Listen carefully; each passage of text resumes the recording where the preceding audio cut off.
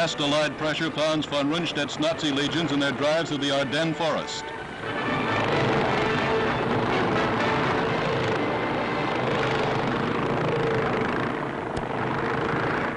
The other enemy the Allies face is ice, covering every road of the shrinking bulge.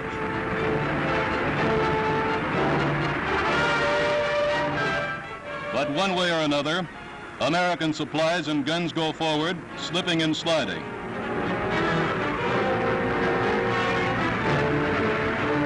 This is war against the weather. Sand helps, but mostly it takes grim determination by British and American forces under Field Marshal Montgomery in the north and General Bradley in the south to push on. Through icy forests and along slippery roads, the infantry of the American 7th Army slogs toward battle.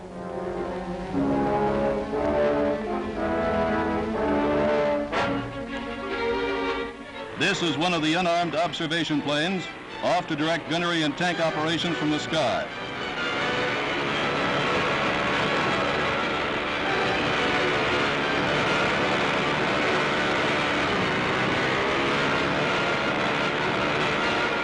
The snowbound tank below gets the signal to fire.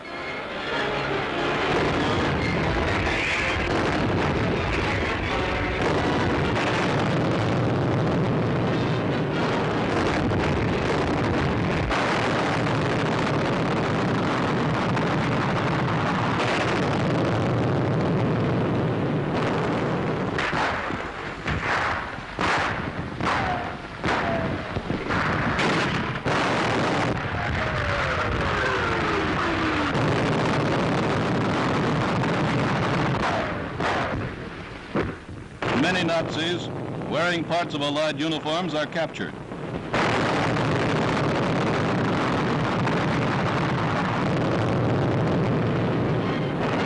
Here are some of the American overcoats covering their uniforms.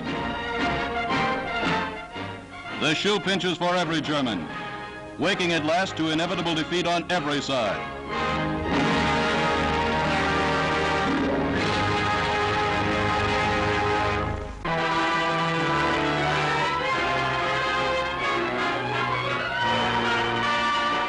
Sir Bertram Ramsay, Naval Commander-in-Chief of the AEF, is dead. With his friend, Field Marshal Montgomery, he made the triumph at Sicily possible. And with Supreme Commander Eisenhower, he planned for victory on the Normandy beaches.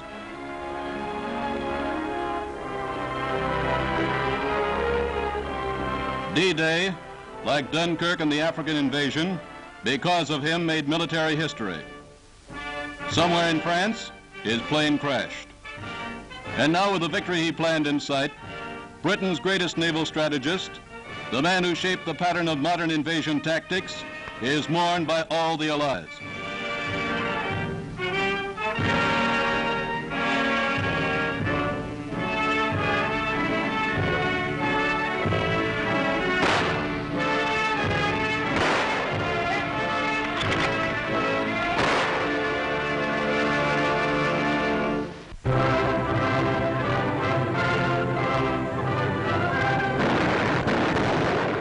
In Moscow on the 17th of January, the guns fire their victory salvos. For Marshal Stalin, in an order of the day, announces that our troops have captured the capital of our ally, Poland, the city of Warsaw, the most important strategic center of German defenses. Warsaw, the Paris of Poland. 5.5 years ago, in their beautiful city, of which they were very proud, the people of Warsaw, under their heroic mayor, Stefan Starzewski, held back the German conqueror for 18 bitter days. The whole world held its breath while Warsaw, cut off, surrounded and alone, fought through its bitter agony and fell.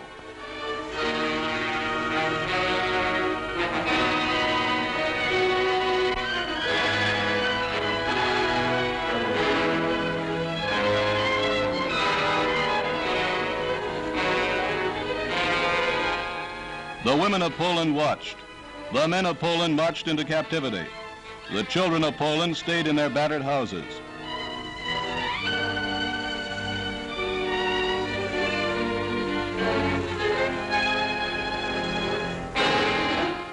But back from Stalingrad and Rostov, from Moscow and Leningrad, while British and Americans battled in the West, the Red Army launched drive after drive in the East.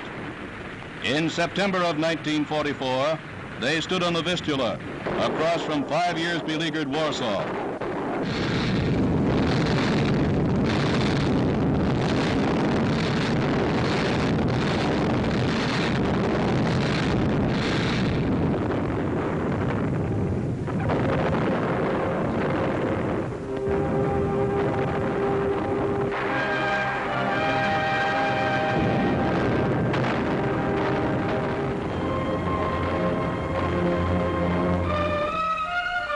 On the 17th of January, Warsaw was set free once more. Meanwhile, far beyond the city, the Soviet attack drives westward. Marshal Zhukov commands in the center. Marshal Rokossovsky in the north. Marshal Konev in the south. In the Kremlin, Marshal Stalin gives them the order, on to Berlin.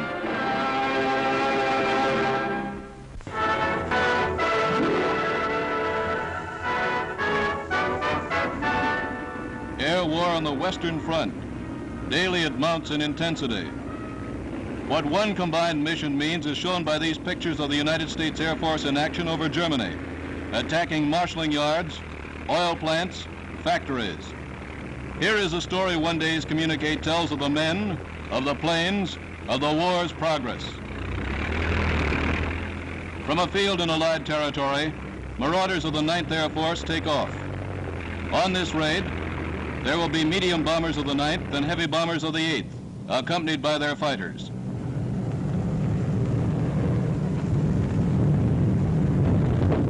There will be flak.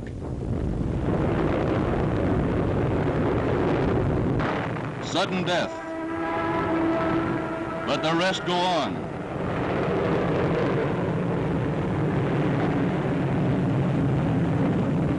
The bombs go on the target.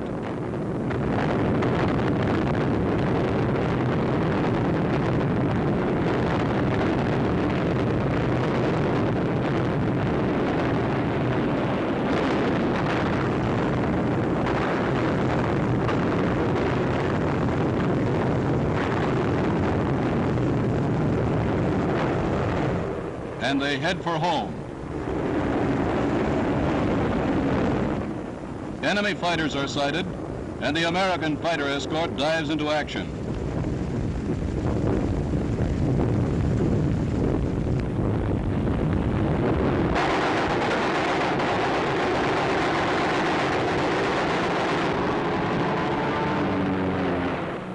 These are German planes, part of the 900 shot down by the Allies during the Rundstedt offensive.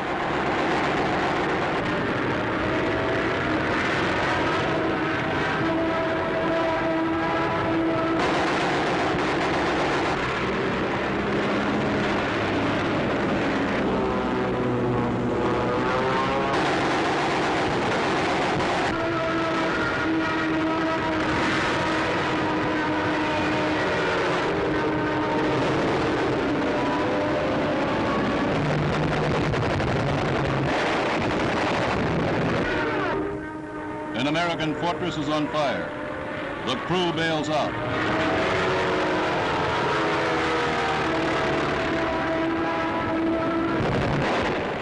Still, the Germans attack.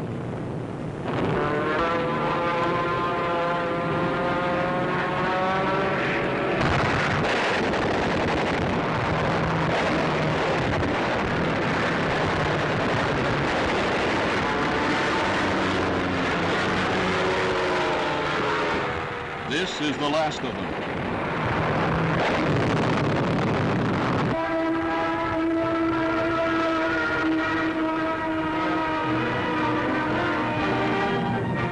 Now it's homeward bound. Communique will read, mission accomplished, such a target bombed, so many of the enemy destroyed, so many of our bombers are missing.